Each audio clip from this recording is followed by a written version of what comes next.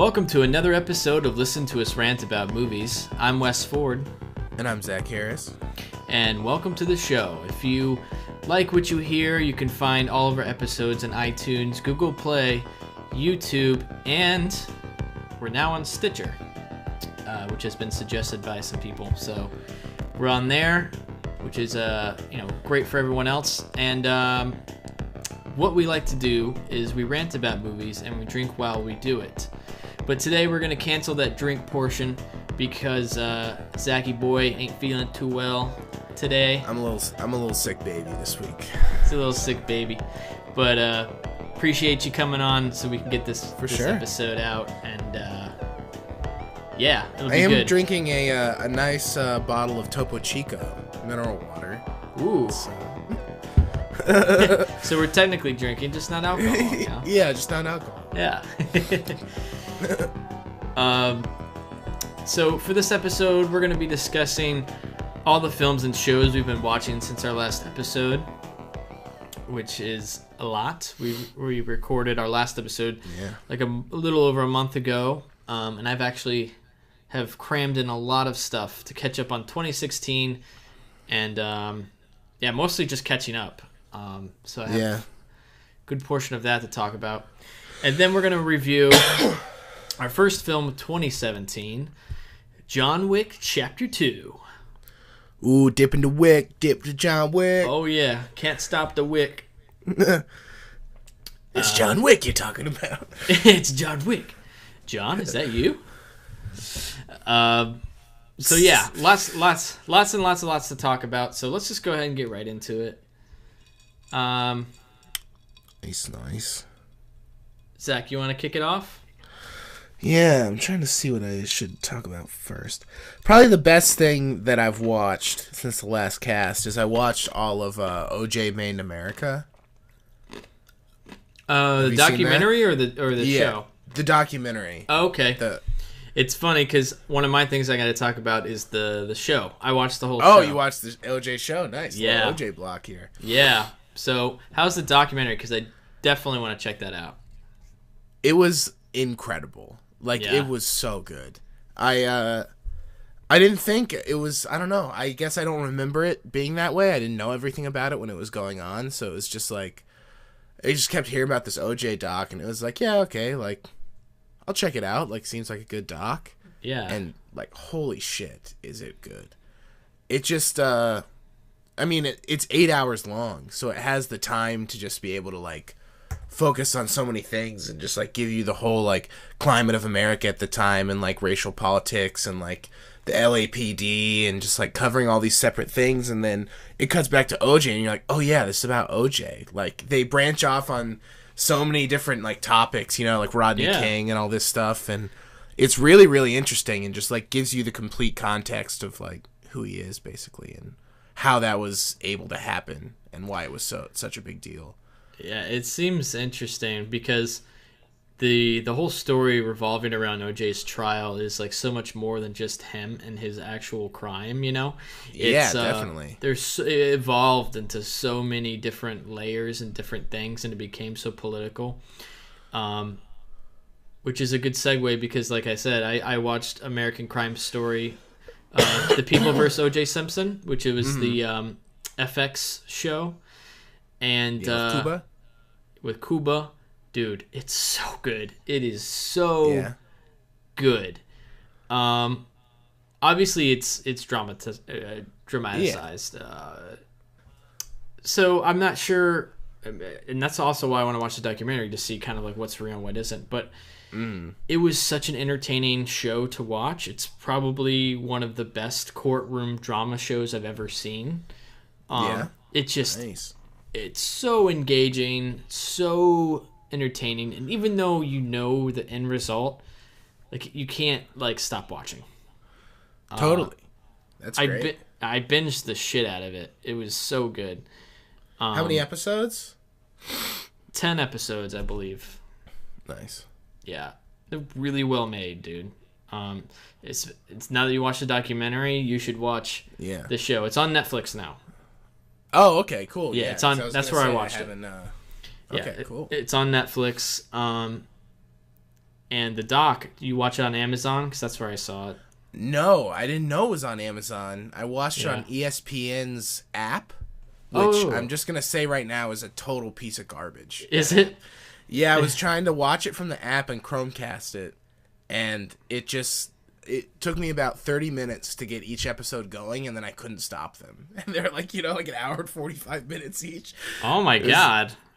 Just plugging the fact that the ESPN app is a total piece of shit. And I deleted it shortly after finishing the OJ series. I believe it.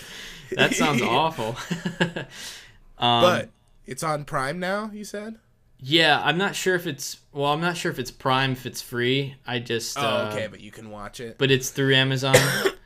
I heard that it's on Hulu, but there's only like 3 parts or something. Yeah, I don't know. Maybe. But maybe it's edited into different chunks, or maybe it's, I don't know. That would be strange.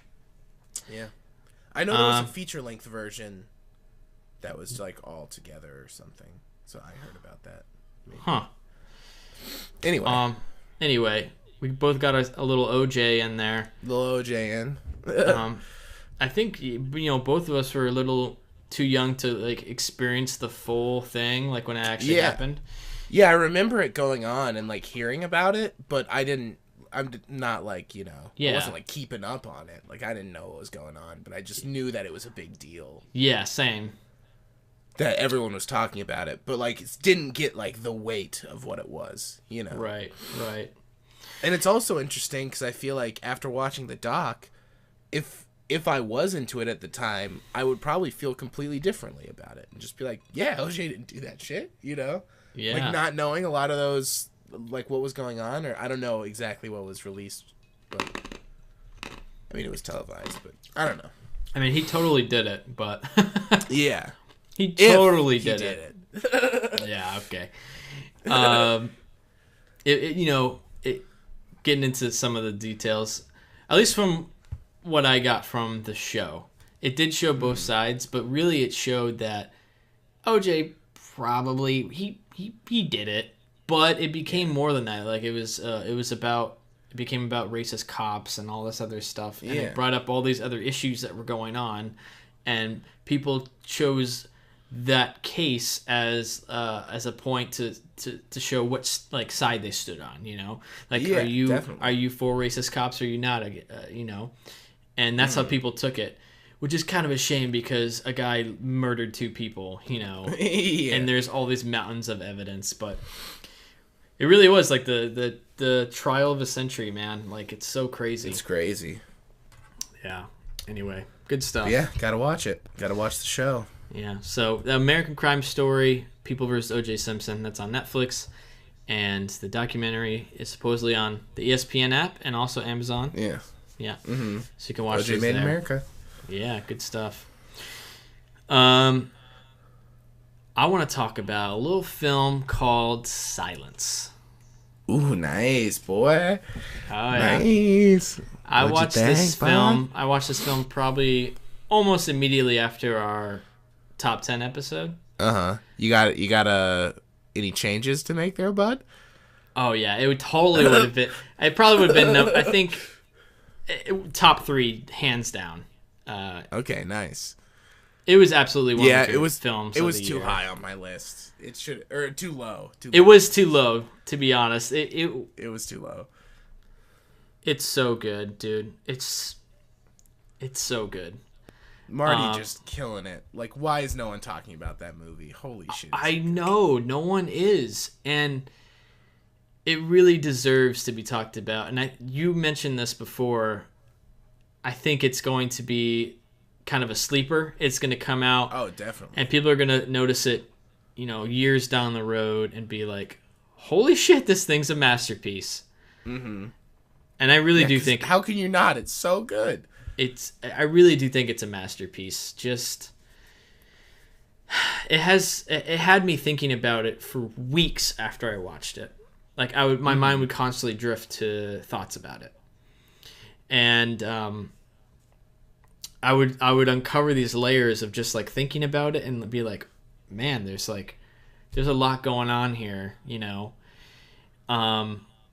yeah, I just think it's like a fantastic movie. Needs more attention because it was clearly very logistically difficult to make. Oh, for one, yeah. you know, like it's impressive. It's very impressive. The filmmaking skill involved is masterful, you know. I was very impressed with the actors' performances as well. Definitely. Andrew Garfield. Yeah, I'm not a Garfield baby, but boy, does he do it in that flick. He does. He's great in it. And I loved seeing kind of. It definitely takes a stance on religion. I definitely think that it stands with Christianity.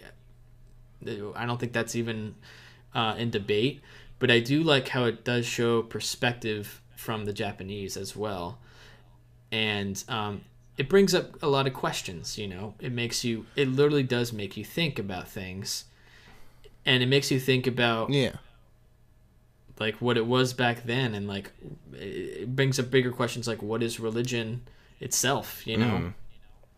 But also, like, I feel like it questions things like that, but it also questions organized Christianity as well. Yeah, you know, absolutely. Like, I don't think it's a total like pro gung ho. You know what I mean? No, yeah, for sure. Like it's kind of like on the side of Christianity, but with like a grain of salt. You know, kind of like organized religion, like you said. It has its own faults. In itself, it's inherently flawed. Yeah, you know, which you can see that struggle there because Martin Scorsese almost was a priest. Yeah, which is crazy. He was almost a priest, and he chose to go to be basically a priest of film and worship film over. That was his church over, you know, Christianity, and you could see that struggle. I think it was a very personal film for him, you know. Definitely. But yeah, it's been like a month since I've seen it, but you know. Yeah, I'm pretty removed from it. So I'm very excited to get that baby blue and pop that thing in. Oh, can't wait. Can't wait for that baby blue. You're probably gonna get that 4K, huh? That I hope it comes out on 4K. It better. Probably will, right? You know, to sidetrack a little bit, I think.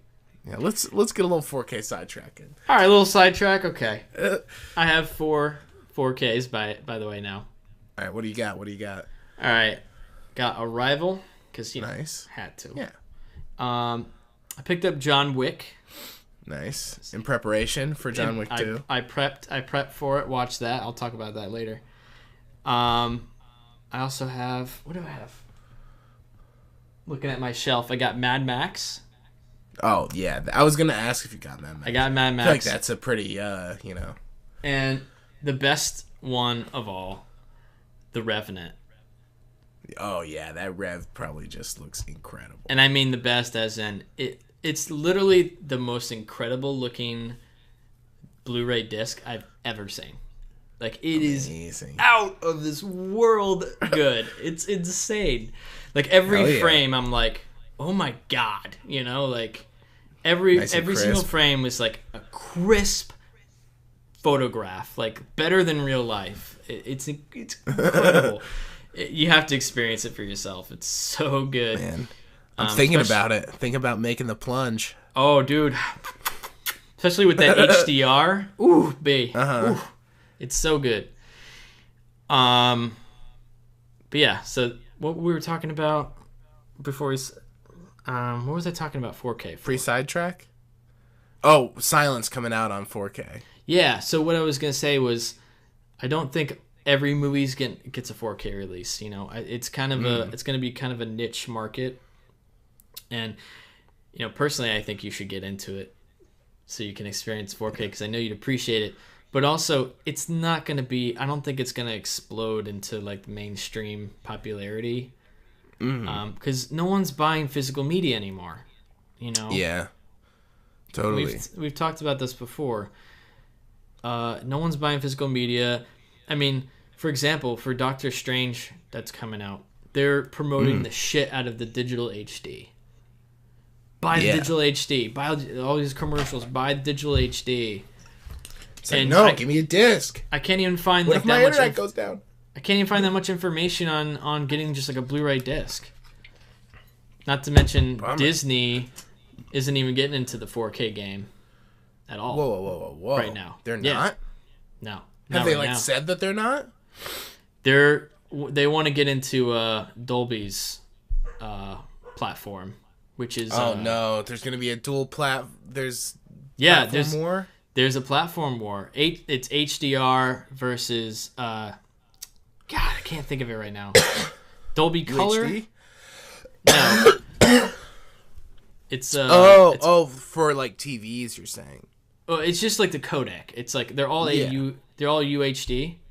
But there's a codec war going on where it's okay. Most 4K Blu-rays are HDR. Mm-hmm. That's the codec. There's also Dolby. I'm gonna look it up because it's bothering me. But it's Dolby Color, I think. Bummer. Dolby Vision. Dolby Vision. And basically, hardly any TVs have Dolby Vision capabilities. Mm-hmm. Most 4K TVs have HDR. So anyway, it's just like it's a matter of preference of like the contrast in the image. Yeah, that's a whole other sidetrack. Anyway, Disney's going for Dolby Vision, which no one else is doing, and everyone else is doing HDR. So therefore, Marvel, Star Wars, all that, probably not going to see in 4K Blu-ray. Man, that's lame. Yeah, sucks. So that's kind of annoying. Fuck Dolby Vision. Yeah, I know, right? Get shit out of here. I mean, I'm sure it looks great, but no one has it, you know? Yeah. It's like there's barely enough people that have 4K. Mm-hmm. Tossing another one in there? Come on. I know. But anyway. Lame. Back to what we've been watching. What do you? What else you got on your list? Watched a lot. Pretty good one. Or not necessarily good. But I watched Ghosts of Mars. Haven't seen that one in a while. John Carpenter. Yeah, that's one of the few Carpenter films I haven't seen. Good? Yeah, it's Ghosts of Mars. It's Carpenter. This company Indicator in the UK, they put out a copy of Christine like a little while ago.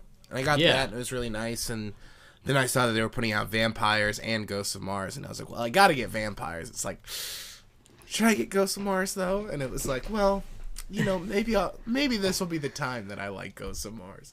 Buy it, pop it in. First 45 minutes, man, I am loving Ghosts of Mars. I was just like, man, everyone hates on this movie. Why? It's so good. This is good. Like, this is good. Just like saying it to myself. And then like the rest of the movie happens. It's like, oh yeah, that's why people don't like this movie. It's just like, right. Pretty big bummer. I feel like a big part of it, I heard that they just like run out of money halfway through. And there's a lot of like them seeing like mobs of people in the distance and being like, oh my god, they're coming, or like just like weird gunfights that some are okay, but they're pretty much all set to like Anthrax guitar riffs. They got John Carpenter, like, I guess, collaborated with Anthrax for the score. Really? That's really yeah. So it's it's a little outrageous, but Ice Cube is good in it. Oh my god, Ice Cube is in it? Yes, he's amazing in it. And apparently it was gonna be a Snake Plissken movie. Oh, so crazy. Watching it, knowing that, it's like there's certain lines and stuff where it's like, oh, this is so Snake Plissken, but it's just Ice Cube instead. It's kind of amazing. It's kind of amazing, actually. Yeah, that's the thing. I was watching it, and like while it was still build up, it's really weird, and I liked how weird it was. Yeah. There's all these there's like a framing device, and it's all through flashback, and then it's like certain people's flashbacks inside the flashbacks, and everyone like recounting what just happened and like slowly building towards something, you know? Yeah. And then that kind of just never pays off in the end, and it just kind of gets progressively more and more messy. but it's like has like Jason Statham in it too. What? Yeah. That's ridiculous. Pam Grier. Wow. So I was into it for a while, and I was just like, man, Cube's in this, like Pam Grier. Jason Statham is funny, but like really excited about the Pam Grier, which was a bit of a disappointment. But Cube is good, and I won't say why it's a disappointment. You know, spoilers. It just falls apart.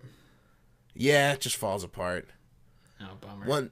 Once it gets going, it's kind of just like, I get it now. Like, but maybe I'll watch it again. That sweet Blu-ray disc that I purchased of it, and maybe next time will be the time. Just keep telling maybe myself next time it'll be different. Yeah, exactly. Yeah. Just like watch it every few months, being like, no, still just forcing it. So, what about you? I watched, for the first time, To Live and Die in L.A. Oh, nice. What'd you think, dude? I watched that Blue, dude. Hell yeah. I liked it. I feel like it needs another rewatch, because there's some stuff that I wasn't able to like fully soak in. You know what I mean? Yeah, I get you. But that aside, which is great because now I own it. But yeah, that aside, I loved how like 80s it was, and like oh, totally, how kind of like campy and crazy violent it is too. Definitely, that really surprised me how violent it was. Yeah, Billy Freed's he likes the violence. Yeah, little Billy Freed, man. So that it was it's good. It's good. I can see how it kind of is like a cult hit, you know. Definitely. I definitely enjoyed it. I love seeing like young Willem Dafoe.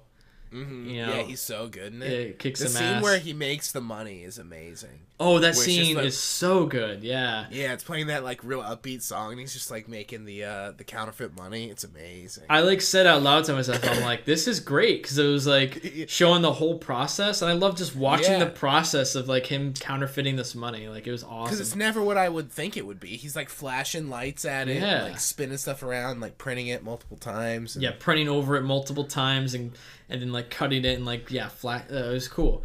And it was a really good sequence. That's probably one of my favorites. Definitely. But what also threw me off too is like, without spoilers, no character is sacred. You know? Yeah, totally. Like, no character is sacred, and who knows? Like, they could be a main character. You don't know what's gonna happen to him. You may be surprised. You know? Like, yeah, definitely. It's amazing. There's a point in the movie where I was like, "Holy shit!" Yeah, you know? and honestly, that's what like makes the movie, you know, because like there's certain aspects of it that I really like when I'm watching it, but it are just like a cop movie. Yeah, and then there's certain stuff where it's just like, whoa, like that, and like the money thing. And, yeah, totally. You know, like the. I guess this is a minor spoiler, so a very minor spoiler for To Live and Die in LA right now. It's okay, it's an old movie. Yeah, but his partner in the beginning, and it's like, he's like, it's my last day on the job, like, it'll be fine. It's like, no, I want to go with you to check it out. He's like, don't worry about it, like, I'm gonna go check it out. What could happen? You know, just like things like that. It's like, that guy's dead. You know? But like that like adds to the fun of it. Yeah, totally. The music was great too, like the synth score, totally. The Wang Chung. Couple of popular '80s songs in there too. That was cool. Shit, I had one more comment to say.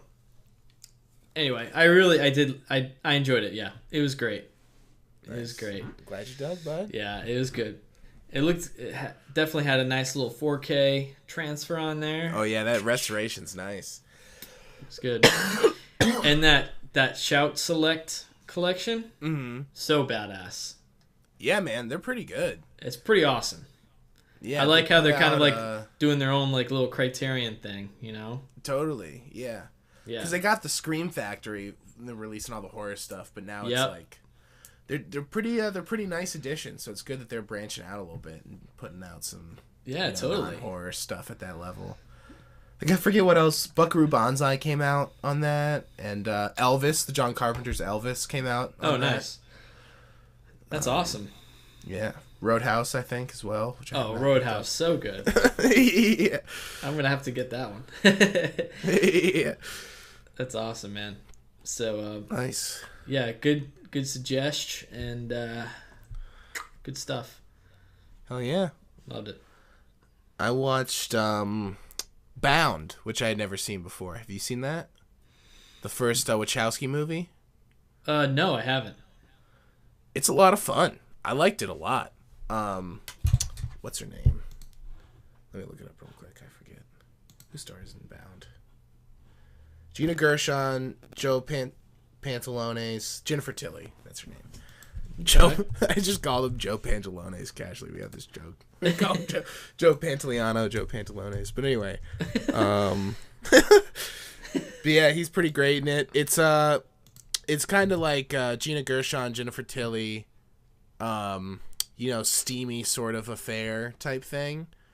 Gina Gershon is working maintenance in the apartment building that Jennifer Tilly lives in, and she is with Joe Pantoliano, who is a mobster. Okay. And it's basically like them kind of getting together and then plotting to like screw over her husband. And it's real simple and just really fun to watch. And it all kind of takes place in the apartment building, which is really nice. And I kind of wasn't expecting. But yeah, it was a really fun movie. And the Wachowskis just killing it. Love the Wachowskis. They're pretty great. Yeah, I like them a lot. Just make stuff that's like super fun to watch. Yeah, it's very... Gives me like a big smirk, the whole time. Just yeah, totally. I want to watch their show on Netflix. Sense8? Yeah, have you seen it? I haven't seen the new one that they released. They put out like a 2-hour special at Christmas. Yeah, they did a holiday I haven't special. seen that, but I've seen the first season and I loved it. It was so good. Really? Yeah, it's super corny, but yeah, it's like that cheese factor's real high, and like cheese tastes good sometimes, It's yeah. Just like, I'm loving this cheese. It's got a nice stank to it. Who don't like the cheese, Cheese tastes good. I like Wachowski's stuff. I mean, I even like some of their bad films. I'm like, I kind of like it, Yeah. Except Jupiter Ascending. Yeah, that's the only one that's just like, that's like a misstep for sure. That one's definitely a misstep. That was I think a film that was cut way too short. Yeah, you could tell that some producers got involved and like recut it. But anyway, yeah, they make good stuff. Good stuff. Definitely. Cool, man. So that was a good one, huh? Bound. Yeah, I liked it a lot. Check it out. I checked out the new show that premiered on FX called Legion. Oh yeah, you texted me about that, right? Did I? I'm not sure if I did. Maybe I just saw you post something about it. I think I posted something. Either way, it's a new show on FX. I like FX. They make good shows. Yeah, FX is cool. This is also a good show. I think it's hard to tell. It's still early right now, but I'm definitely interested. It's like really super weird. For a superhero show. Like, it's very weird and out there, which I like. I think it's really original, and it's like definitely a unique thing of its own. It kind of feels like you're inside the head of this schizophrenic guy. Which it's kind of about the main character is he starts off as you're being told he's schizophrenic, but you find out he's a very powerful mutant in the X-Men universe. Oh, I didn't know it was X-Men. Oh yeah, it's all X-Men. Okay, nice. But there aren't any of the like other crazy characters. It kind of takes place in this like retro futuristic world on its own. Like the style is very cool and well done. The production design is really cool. It's kind of like a 50s future. It's kind of with 70s in there too. It's really interesting. But yeah, basically it follows this guy who's a crazy, powerful telepathic mutant, but he thinks he's crazy and he hears these voices, and it cross cuts a lot of scenes, and also you're cutting through time constantly. So it's like you start off very confused, and then by the end it kind of wraps itself together, and you're like, okay, I kind of know where this is going. And by the end of the pilot, that's when it kicks in. You're like, okay, this is a superhero show. Holy shit. Okay. But it's not like corny in any way. Like I think it's high budget, really well done. Definitely worth checking out. I think you'd like it, Zach.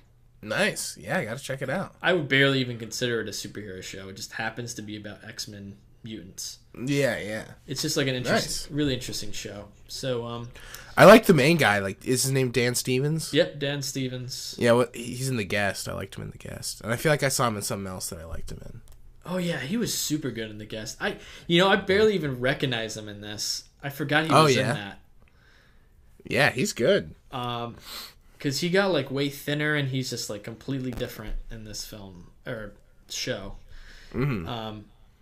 But it is kind of like a film. Like I like how in this time now of all these constant shows, like we have these shows coming out now that literally look like films. Oh yeah, they're so cinematic. It's crazy. And this show is really, really cinematic. So nice. There's 2 episodes out now.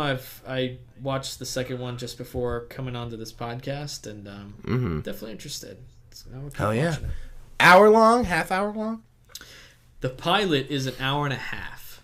Nice. Yeah. That's always cool. Which honestly, for this though, I kind of feel like it's asking too much of the common viewer, because it's almost like too much at once and too long of that same thing. You know? Yeah. Me, I could probably I handled it, but I think for like a common person who's gonna sit down and doesn't watch as much stuff as we do, might be a little overwhelmed by it. And also some of the plot details are a little like not sure where it's going there, but yeah. So the first one's an hour and a half, and the second one's an hour. So nice. I think it's gonna continue to be an hour. Yeah, but yeah, definitely worth checking out. Good biz. Good biz. What else do I got on here? I watched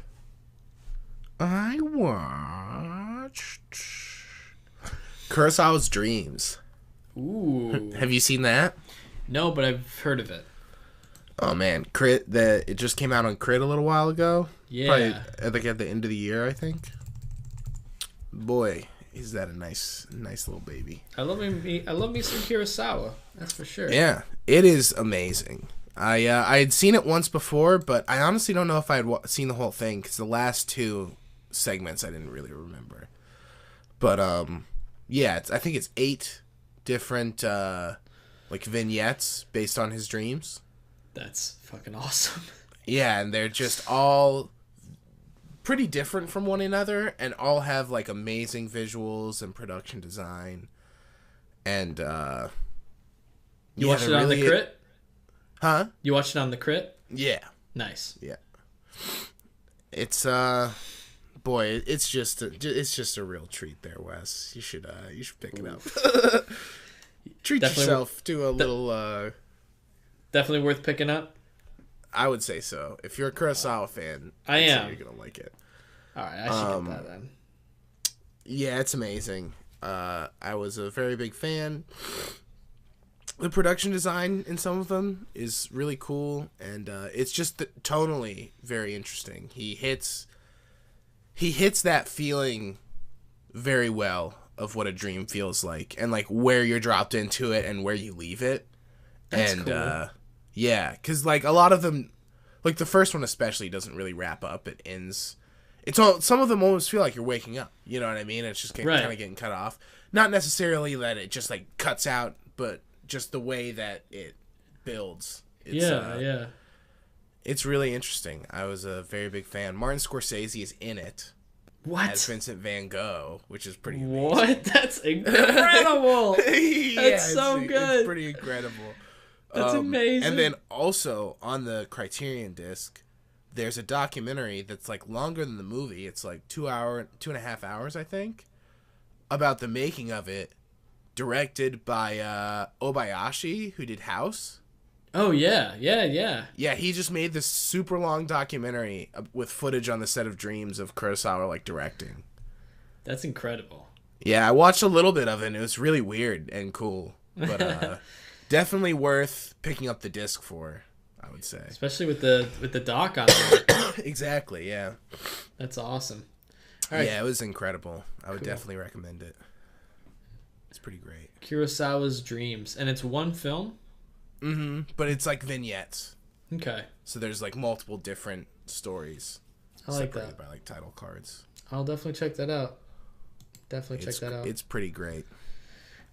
On the theme of Japanese film, and also to follow up kind of on Silence a little bit. After watching Silence, and like Sean, he said in our last episode, I've been feeling some Japanese culture, man. It got me into some Japanese culture. It's really interesting. And I watched his suggestion. That was on his top 10, actually. The Birth of Saki. Oh, yeah? Nice. Yeah, the Netflix documentary. What'd you think? It's great. It's really well made. Just kind of like a very calming, soothing kind of documentary, kind of almost voyeuristic look into like this one brewery making sake over 1 year. Because they're one of the last few breweries that make sake the traditional Japanese way, where you stay for almost an entire year with your coworkers, and you're almost at a 24/7 working on the sake itself. You don't have time to go home or anything. You stay and you live at this brewery for like 8 months out of the year. Damn. And they dedicate themselves to like this art of making this like amazing sake. And it's just really cool because you kind of see them, how they interact, and there's father and sons that are part of the same crew, but then they like make the sake and then they taste it. They have nights where they get like super drunk and you just kind of watch them get drunk, and it's hilarious. But also the way it was shot, it's very beautifully shot, nicely edited. I love the text that they put on. It's really, really classy and simple and clean, and I just like that. Nice. So if you feel like sitting down one day and you're kind of just like kind of relaxed, it's kind of like a Sunday morning or something. Yeah. You're like, what Pop can on I Birth watch? of Sake. Birth of Sake. It's a good film to just like soak it in and just like chill and watch some good filmmaking on how to make sake. Nice. That's amazing. So, yeah. Definitely worth checking out. Hell yeah. Yeah. What else is on my list? Guess keeping with the Japanese theme, I watched Shinjuku Triad Society, the first of the Black Society trilogy from Takashi Miike. Ooh. What is that called? Shinjuku Triad Society. It's like a 90s Yakuza movie. It's real weird. And some of that? Sorry. No, you're fine.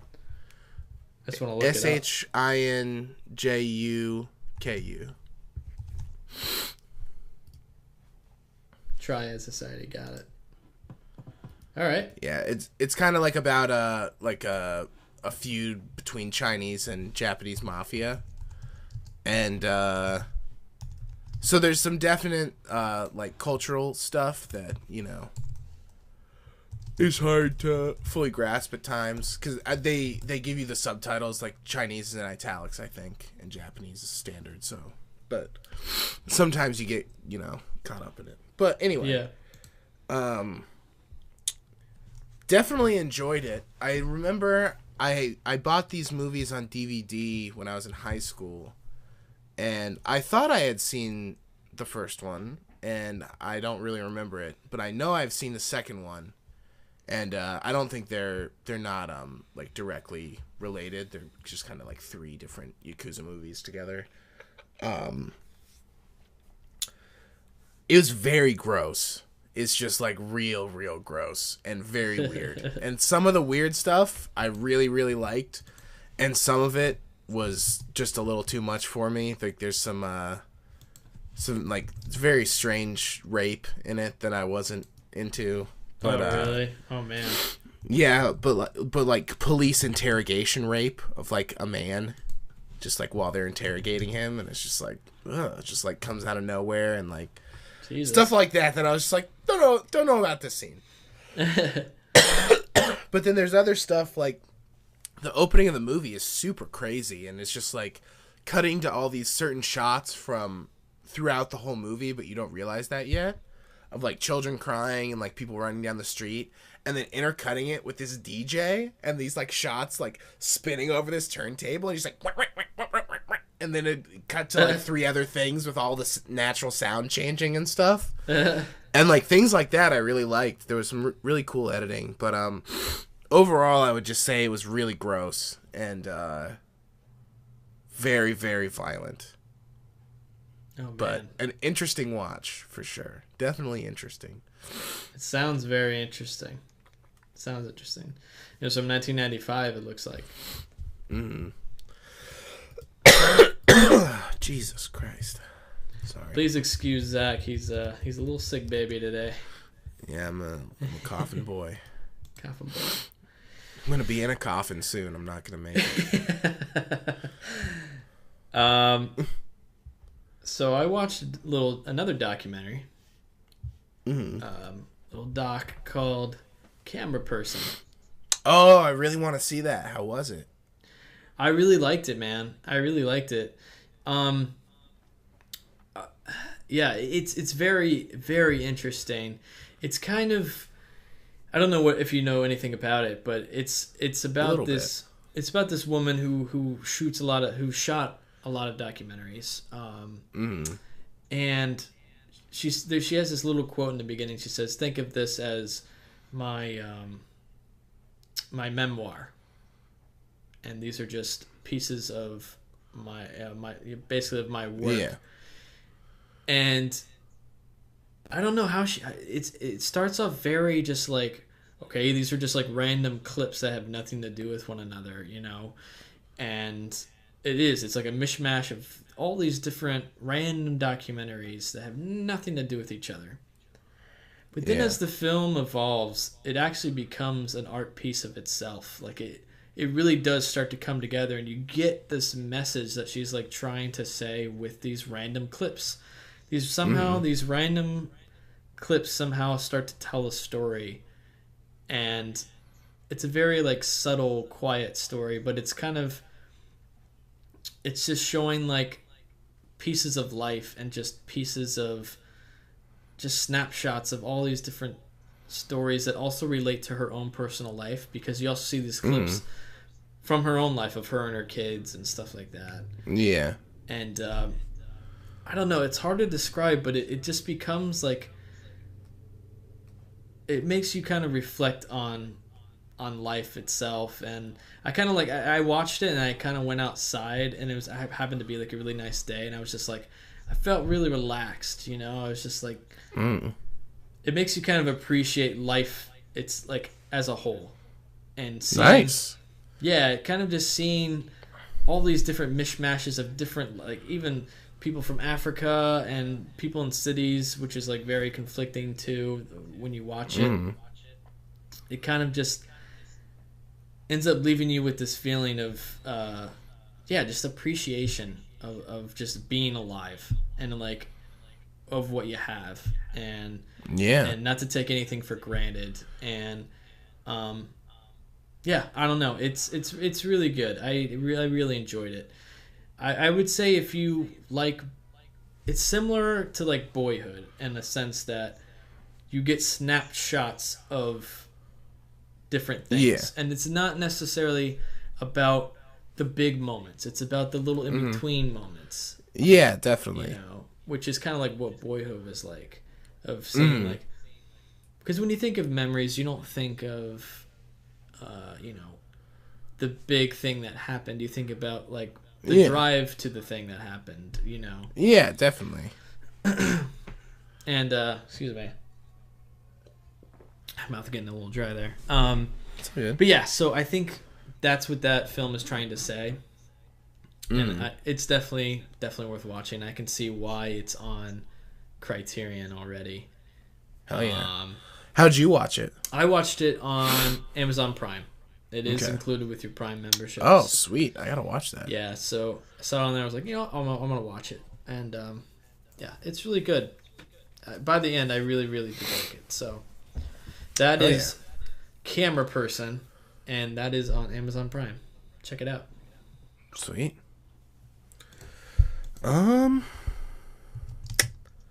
Got another one here. I watched another Japanese film called Boiling Point by Takashi Kitano. Okay. And boy, was it fucking weird. Yeah. I think it was his second movie. Yep. And it is just real strange. And I definitely, I don't know how much, like, I think it's, like, fantastic or anything. It almost feels like he was still figuring out, like, how to make a movie in a good way. Just with, like, the way that the structure is and the time allocated to, like, certain things. Like, it starts off with this really long scene of people playing baseball at the beginning of the movie. And it's all this, like, minutia of all these baseball rules. And that really has nothing to do with the movie. But yeah, it's just like these guys are on this baseball team and they get into some stuff with some local gangs, and there's this like super long sequence that the director stars in. Or not, he's in the movie, but he's in this one super long sequence where they just like go to buy a gun. Is this Boiling Point with Wesley Snipes and Dennis Hopper? No. This is Boiling Point with... Because I'm looking at a different one here. Yuri Yanagi and Takashi Kitano. That seems like a very different point there. Different movie. All right, there we 1990. go. Do you see the one I was looking at with Wesley Snipes? Yeah, totally. It's really funny. But, okay, it's got a very goofy poster on IMDb. Yeah. But yeah, it's just real weird in a very interesting way. I will say it was interesting, I think, is my biggest takeaway. You're loving the Japanese films, dude. Yeah, I've been deep into it, you know. I watched a couple other ones, but I don't know if there's enough time to talk about all of them. But yeah, I've been getting real into the Japanese stuff, and there's honestly just been a lot coming out that like a lot of labels are putting out a lot of Japanese stuff, and I'm kind of just scooping it up as it comes out. It's good stuff. Yeah. Nice. So that's Boiling Point. How'd you watch that? Blu-ray. It's on Film Movement. Put it out. Nice. I got that and his first movie, Violent Cop, which I haven't watched yet. Nice. But they also put out this movie, Kamikaze 89, with Raina Werner Fassbender that we might have talked about at some point. Which was great, and then they also put out that Residence doc, like, last year. So, nice. Pretty cool label. Good stuff, man. Yeah. I'm going to talk about one more. Yeah. I'm going to talk about, watched a film called Eddie the Eagle. Oh, yeah, the skiing movie? Yeah. Nice. How was that? A friend suggested it to me, and so I borrowed the Blu-ray, and it actually took me a while to get to it, because I was a little hesitant. You know, I was like, I don't know. It just seemed like a cheesy sports movie. But, yeah, it is that. But it's one that I really, really liked. Nice. It's pretty awesome. I think you would like it, Zach. Yeah? I think you would like it. It's a delightful, feel-good sports movie. Nice. It takes place in the 80s. There's, like, this really, like funny, like, synth kind of music to it. But it's, like, it's good. And the whole thing is like upbeat, and it's like the message is it's like about this guy who, like, no matter what is thrown at him, and there's like ridiculous scenarios like you're never gonna make it, and it's like he's really good though. Yeah. That's kind of my problem with it is like no matter what he's like one of the best skiers, but they're like you're never gonna make it. You suck. You're never gonna make the pros, but it's like. He just like got the record. Like, why are you? Yeah, that's always funny in movies. Yeah, It's like, I don't think y'all ever gonna make nothing of yourself doing that. And it's like, well, I don't know. He's already doing pretty good. Yeah, Like, he's doing awesome. What are you talking about? But his dream in life is to make it into the Olympics, and it's based on a true story about this guy who's the no one who learns how to ski jump over a year, and this is something that people learn over their lifetime. And he made it to the 1988 Olympics in Calgary. And it stars Taron Egerton, who's... I've never really seen him anything else, but his coach is Hugh Jackman. Oh, nice. Yeah. Little Jack, baby. Yeah. It's actually a high-quality budget film. But yeah, it's just like super fun, and... You know, it does have like a cheesy, feel-good message underneath, but at the same time, I had a lot of fun watching it. Nice. And I just like the main character, how like kind of goofy, and like the music's kind of goofy and everything else. So if you just like feel like popping something in, and it's like really easy to watch and just like a lot of fun. And I watched this before the Super Bowl, and it got me like pumped up to like watch some like sports. You know? Nice. That's good. Yeah. So. If you like what you hear, I would check it out. Yeah. Oh yeah. Yeah. Yeah. Well. Eddie the Eagle. Nice. Yeah. Good stuff. All right. Should we dip that Wick? Yeah. Let's get into the John Wick. How good to see you again so soon, Mr. Wick. I need you to do this task. I'm not that guy anymore. You are always that guy, John. I can't help you. You know the rules. If you don't do this, you know the consequences.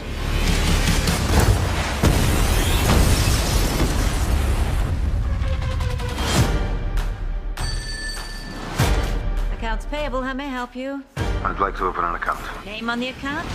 John Wick. The contract has gone international. You have no idea what's coming. Somebody please get this man a gun.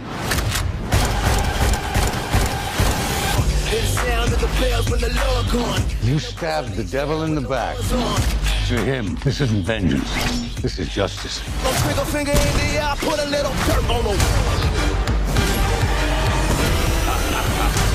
You working? Afraid so. Whoever comes, I'll kill them. I'll kill them all. Of course you will. Put a little dirt on him. I'll try and do the same. All right, so John Wick Chapter 2. That is the new film from Chad Stahelski. Good old Chad Stahelski. It looks like an I on my screen. It's Stahelski, I think. It's an L. Oh, okay. Yeah, so a description from IMDb says, after returning to the criminal underworld to repay a debt, John Wick discovers that a large bounty has been put on his life. This film is doing surprisingly well in theaters. You know, based on loving that Wick. They're loving the Wick. The first film was kind of like a nice surprise indie film that got a lot of money. It was very successful and had a very small budget, and so it obviously produced the sequel, and the sequel is doing really well. So yeah. Aside from that, it stars Keanu Reeves, Ricardo Scamarcio, and Ian McShane. And Zach, what did you think of this film? You know, I had fun with John Wick 2. I agree. I don't know if I thought it was as good as John Wick 1, but I definitely had fun with it. I especially like the opening scene and big set piece. I thought that was a lot of fun with him just like starting the movie in such a big way, saying his name like 15, 20 times within the first 10 minutes. Like, it's John Wick. It's like, that's John Wick you're talking about. And everyone's like, you know what I mean? Yeah. Like, hyping up the name and the legend of him. And I like that first scene, but I feel like the scenes get better as the film progresses. Like the set definitely. pieces, you know. Mm-hmm. Sorry, I cut you off on your... No, you're fine. Kind of your review. What were you saying? I like the movie too. I really enjoyed it. I think I might have enjoyed it more than the first one. However, I do notice the obvious plot problems that are going on here, and I do have some problems with the movie. But overall, I really, really enjoyed it. It's just a lot of fun to watch. It's a lot of fun to watch Keanu Reeves kick ass in like these really innovative action scenes and big set pieces. And there's some stuff in here that I've never seen in a movie before. You know, we'll get in more details later, but I just think it's really impressive, like what they were able to accomplish with some of these scenes. It's pretty crazy. Yeah, the choreography and stuff. The choreography, just like the stunts and everything, and it looks great. Like the cinematography is great. It's very entertaining, but I think once you start to, if you can't overanalyze the film. You know, it's a pulpy comic book video game movie. You know, which I think could be a problem too, because it establishes some new rules in this sequel, some new rules about this secret a society of assassins and what that means to be a part of that. But then it's a lot of world building, which I love. I love the world building, but it establishes some rules that don't make sense. Like for instance, like the coins, like the gold coins that you can use to pay off anyone. There's no exchange rate on the coins. Like you use one gold coin to like get all the guns you need, and one gold coin to like buy a taxi cab. You know what I mean? Like totally. It's just, if you just put that aside, you know, because there's a lot of that kind of stuff where it's like it makes no sense. Sure. It's a very fun, entertaining watch, and I had a blast watching it. Yeah, it's a lot of fun. Yeah. Keanu is good for the most part. There were a few lines in there that were a little goofy, but I agree. For the most part, he's good. What was the one? I just remember this. I think it's Grazie, he says, or something. And there's just this really weird like close up on him, and he says it like Grazie. This is something like that. It's like very. I was like, oh, this is so Keanu, but like it's fun, you know. It is. It's so Keanu. It's like literally he's the same character as Neo, but a completely. You know what I mean? Like it's the same person, but in a completely different role. You know, he says things the exact same way. It's just like so Keanu Reeves, but and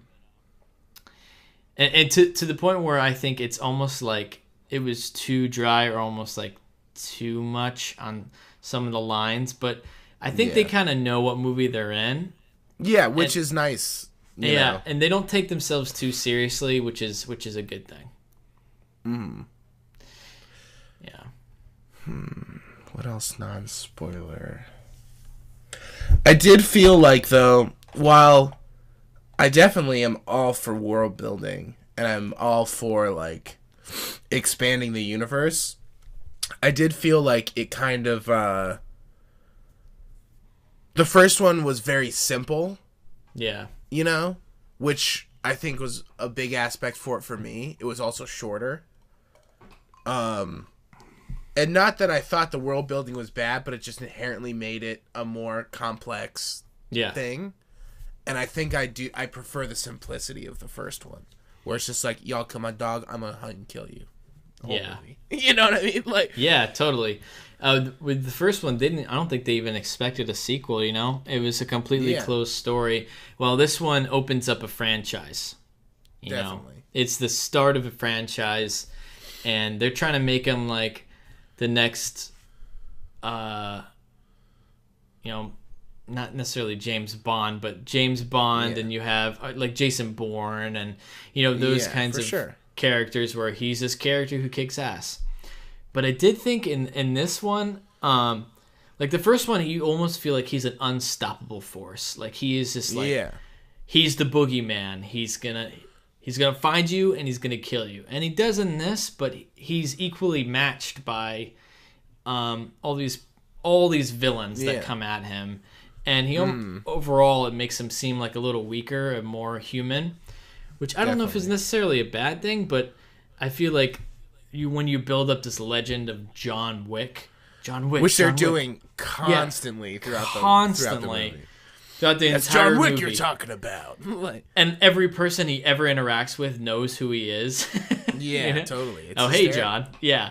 Which I'm totally fine with, but they build him up to be this legend, yet he felt just like a little weaker to me in this film. And he like almost more evenly matched, which I don't think quite fits with what they're trying to set, Yeah. Totally.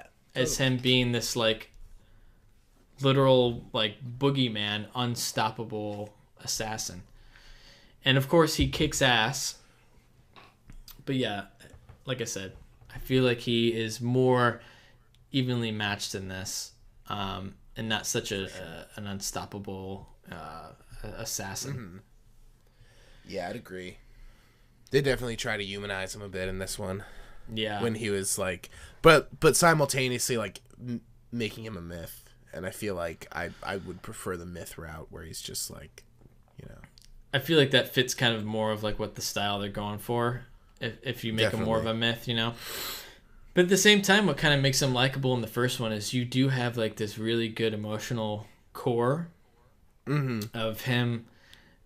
This isn't a spoiler. It's in the beginning of the movie of the first one, but him losing his wife, and then you find out his dog is killed, and that's what unleashes him. He gets out of retirement to like do this last job. And this one, you start off by having to finish off what was from the first one, and then you get into this whole new world that they like open up, which I did like. I did like the world building a lot, and I do like having like to see this like whole underworld that no one's aware of. Like everyone's an assassin apparently. Yeah, totally. Is taken a little bit too far at points where it's like I was gonna bring that up. Homeless guy is an assassin, and everyone in New York is an assassin. Yeah, it definitely goes a little far. I was saving it for spoiler, but the end, I won't say what happens, but it's like, wait, all these people are assassins? Every one of these people?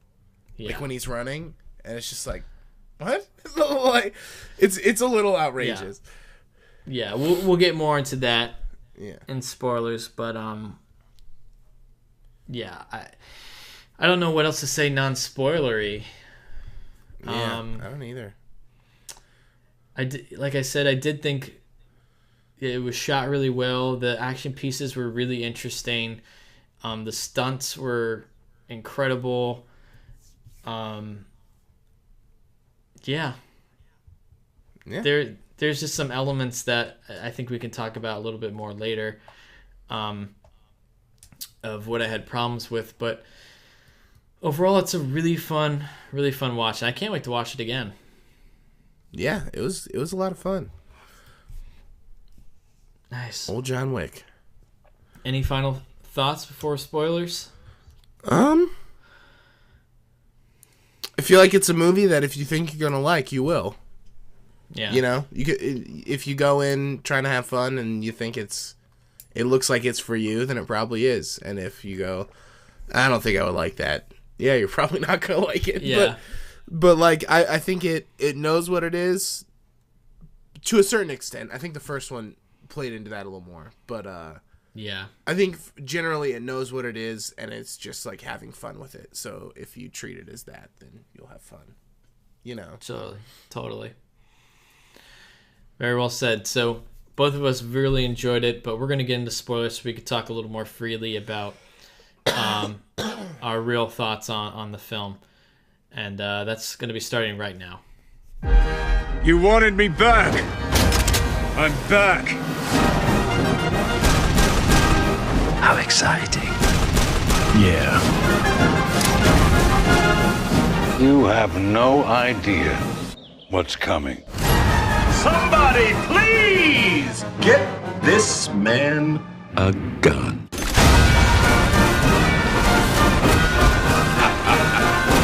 John Wick, Chapter 2, starts February 10th. Going on down to Spoiler Town. So yeah, that... What were you going to say? No, you go ahead. I was just going to bring up that ending again. With all the people. So everyone being an assassin. So, like, is it literally supposed to be every person's an assassin?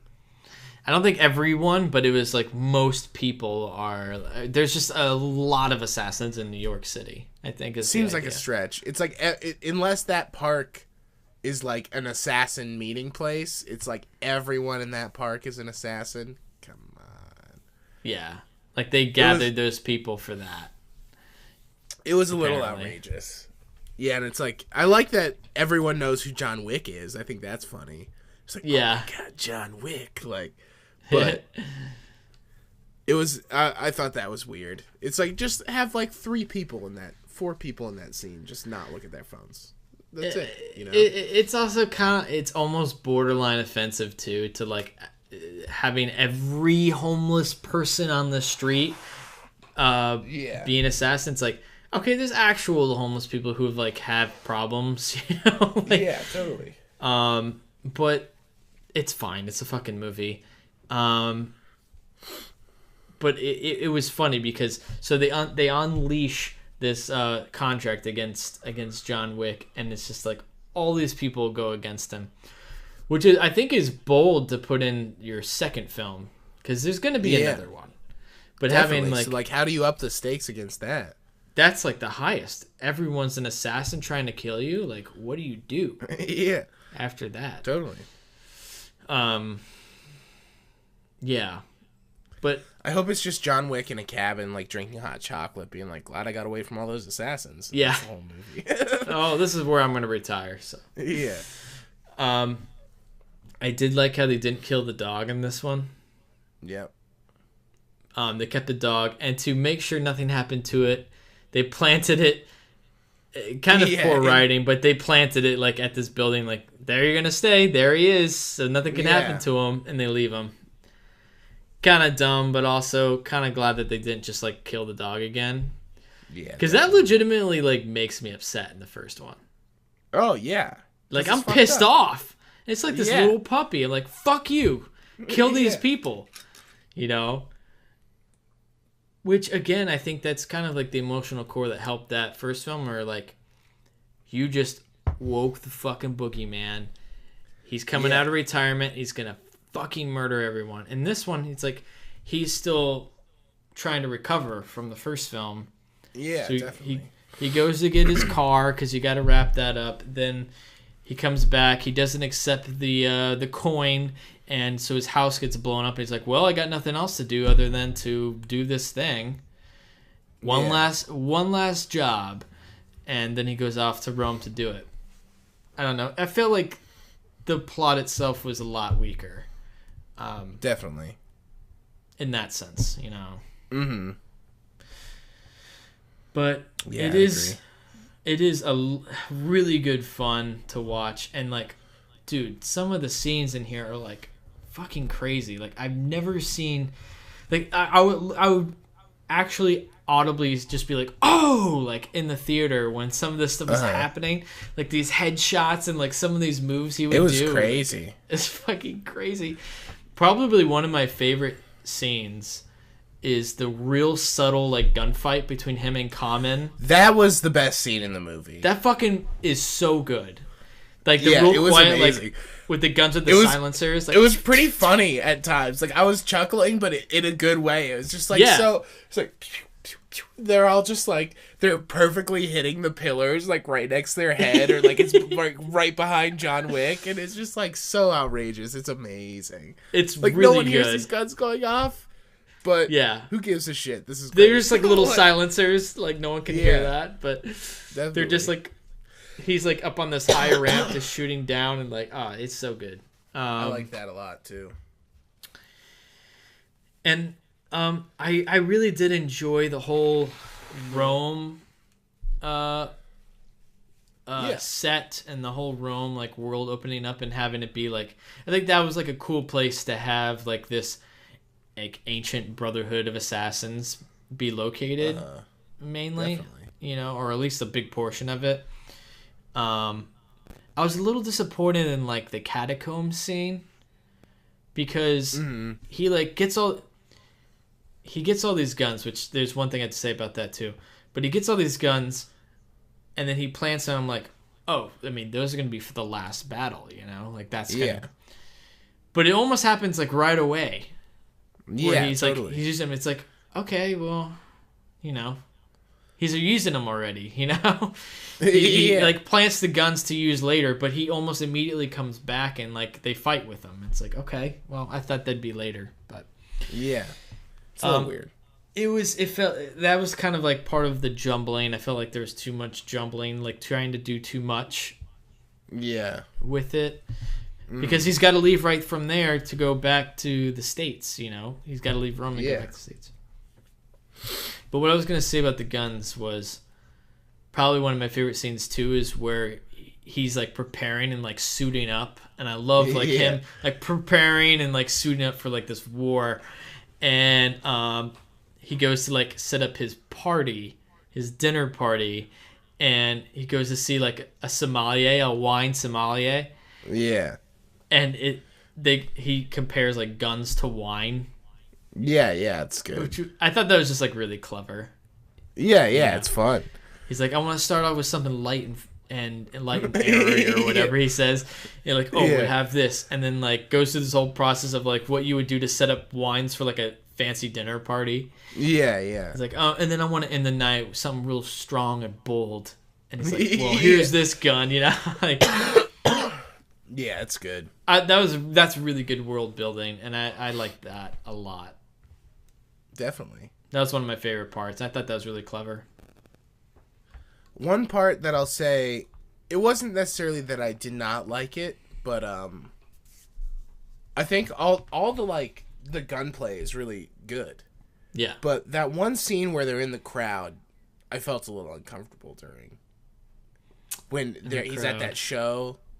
And he's like on stage like shooting people, and then they like gets in the crowd and there's like 5 people just like shooting guns in a crowd, and then he's like kicking people to their knees and like shooting them like straight down from the top of the head, and everyone's just like screaming, and it was like and while it was like insanely well done, like the amount of extras for that is insane, and like it was a big set piece that like worked, but it was like just because I feel like that was a time where that violence felt very real and like, and it kind of like took me out of it and was like, he just like shot that guy point blank like in the face, you know, like I know with like 5 civilians behind that guy, you know what I mean? Well, there's portions I think like that are uncomfortable because it's like it's hard to be kind of escape into like a fictional film when like that's kind of like an actual problem like going on. Fucked. Yeah, it does take you out of it a little bit because it's like this is a gun. This is a film that worships guns, you know. Yeah, totally. And I had a lot of fun watching it, but also this is like a thing that's happening in real life, you know.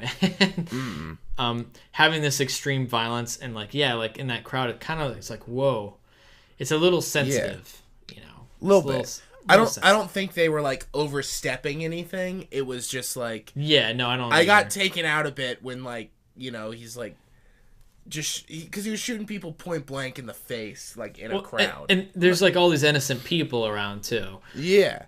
That's who like knows? what Maybe they're all assassins too. Apparently they're all assassins. So.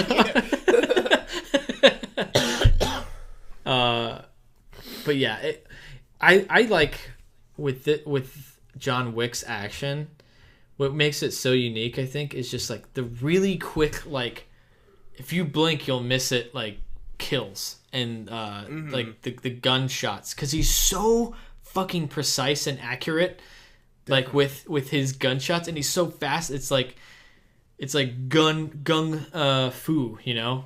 Yeah, gun kata. Yeah, it's like exactly. It's just like so quick, and like he's just like whips out guns and just like. And I love how he's always like shooting the legs and then shoots immediate headshot. You know, it's like yeah, it's crazy. He just fucking just gets rid of all his bullets. He does not like he's not conservative with his bullets at all. He's just fucking firing accurate shots all the time. The one scene with the huge guy who walks up and you think there's gonna be some big fight, and then he doesn't. He just like shoot him in the legs, and the guy just like screams. Yeah, he's like ah. This is like there you go. I don't think like the fight with like the sumo wrestler guy would have been interesting on its own, but I liked how it like was cross cut with like a bunch of other like action scenes. I thought that whole segment was kind of cool because they did that. Mm-hmm. You know. That was probably like a sort of thing where they got into the editing room and they're like, this is kind of boring for each shot. What do we do to like amp up the pace? Let's cross-cut them all. And that helped it, I think. Because I could see it being a thing. It's like, he goes here, fights this guy. Okay, now that fight's over. He goes here, fights this guy. Like, then fights this guy. Well, how about we just like put them all together? Yeah. That was cool. Yeah. Good stuff, man. I'm trying to think of what else. Yeah, I'm kind of pulling blanks here. I know that there's more. What did you think of like the woman? Well, there's two females I want to talk about, but the one that he goes to assassinate to like complete his oath or whatever it is, for the coin. What do you think of that whole scene? I don't know. It was kind of interesting. That was that's the same thing as the crowd and the catacombs and all that, right? That's kind of all like a big. Yeah, where he goes for that kill.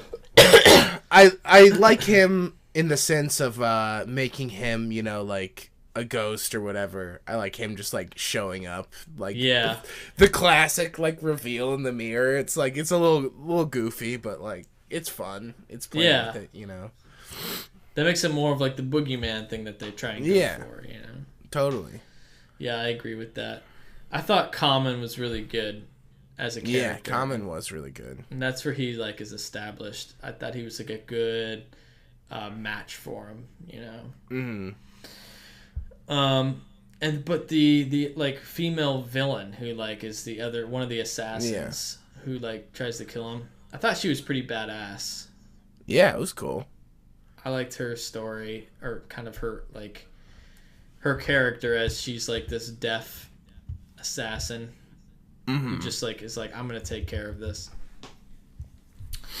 Yeah, there's a lot of characters I think mashed in there. Yeah, there's definitely a lot going on. It's like, but again, like I feel like because he's supposed to be like this legend, and they constantly tell the audience that he is this legend, that he should have been a little stronger against all these people.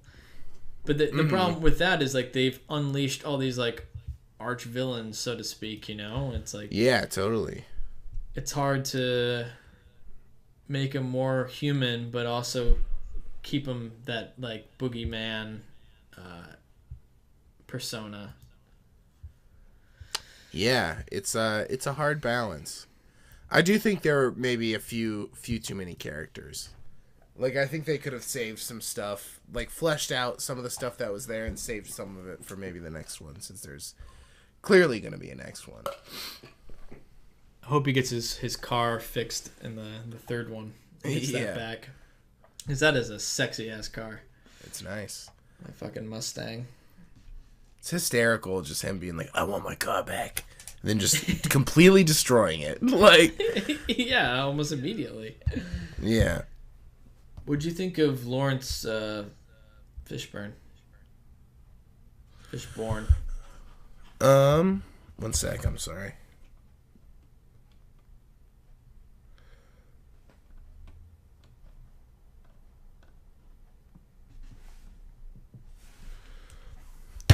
Lawrence Fishburne was good, but I wanted more. Yeah. I don't quite Not understand. enough Larry Fish. I don't quite understand like their society, like what their role is, you know? Yeah. It's like, okay, so they're just like constantly dressed up like hobos and they're assassins, but what is their, I don't get it. Like, what is their whole purpose? I don't know, man. There was not like enough character development with him or his like. Yeah, it's like his performance was good, but it was.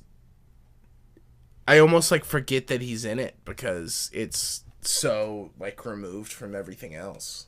It is. It's almost like shoved in there. Mm-hmm.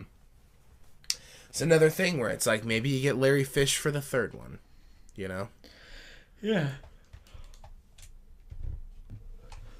Yeah, I don't know. I just don't think it made any sense in the plot whatsoever.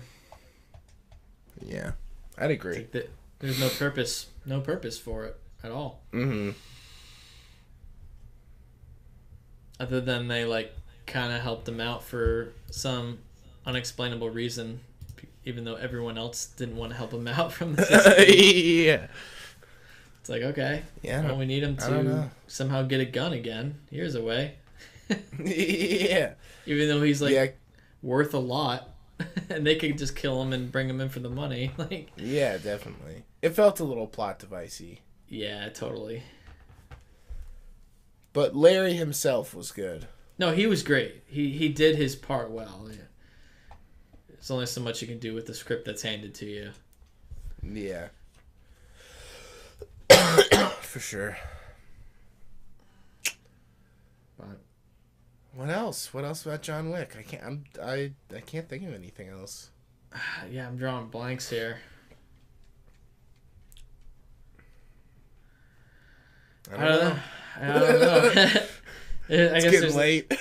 Yeah. You're sick. Sleepy. It's been a long week for me. I've probably been rambling and not even making sense most of this podcast. Oh no, you're fine. But yeah, let's conclude it by saying, you know, we both obviously we enjoyed it. I can't wait to see it again. One thing I'll sidetrack because I'm remembering it right now. I didn't get to talk about the first one on 4K. Oh yeah, how was that? It looked great. It looked great. Nice. I was honestly a little disappointed in the 4K transfer itself. Oh yeah. It kind of just looked like a higher res Blu-ray than a 4K UHD HDR Blu-ray. You know. But I mean, it still looks good. Still 4K. So what you gotta do? But yeah, so I watched that before watching the second one, and that was good. Nice. That was good. Totally. But anyway, I like the second one a lot, and I start as time went on, I started to find some flaws with it and everything. But when I walked out of the theater, I loved it. Nice. Which I think says something. Yeah, because it's fun. It's fun. And it's meaning to be fun. Yeah, you know, it's just for fun. And when you start to think about the rules of like the universe it sets up, it doesn't make sense. Like the society doesn't make any sense. Nothing makes sense. Like why is everyone an assassin, and like why is he like better than others? You know? Yeah, it doesn't. Everyone just like knows him. It's like why? But yeah, it's pretty good, and I would probably rate it a 3.5 out of 5. Nice. Yeah. I think I'm going 3. Okay. But fair enough. Yeah. I liked it. It was fun. Yeah. It was John Wick Chapter 2, you know. And not in a bad way. Yeah, it's like almost like if there are other films that are close to this, you know, that I normally wouldn't like, but I like this film a lot. And despite its problems, it's just like a fun. It very much embraces its comic bookness. And yeah. Like with the coins as currency and like the rules that establishes of like the blood oaths and everything. Which in the end I like, and the action is just fucking awesome and fun to watch. So Yeah, that's why I give it a 3.5. Nice. Yeah. Yeah, it's I said earlier, if you think you're gonna like John Wick Chapter 2, chances are you probably are gonna like John Wick Chapter 2. Yeah. I feel like it delivers on what it sets out to. There's some mucky stuff in the middle there, and maybe a little too much like new age metal for me. But yeah, with the riff. But I think it's all in good fun. So like, yeah, I'm into it. And there is a lot of very, high skill involved with everything definitely. That's going on. Yeah, and you can tell that there's a lot of thought put into the set pieces and stuff. And the choreography, and the action. Mm-hmm. What's really crazy too is like Keanu Reeves is like he's not getting any younger. He's getting up there.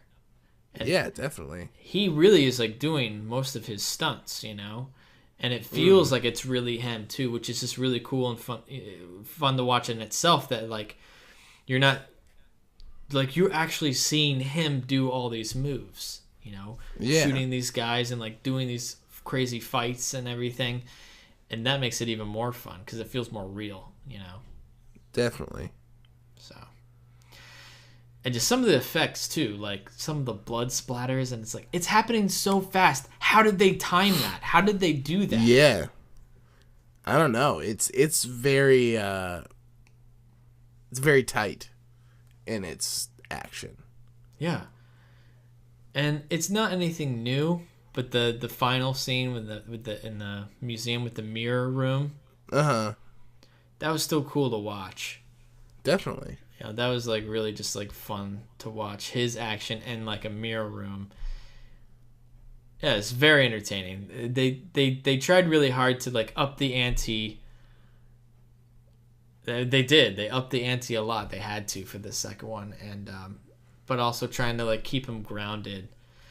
And I think that's an interesting way because it's almost like they're establishing him at like ground zero, and now they're establishing this franchise to like start from the bottom and like work his way up to the top where he can like be retired again, Yeah, totally.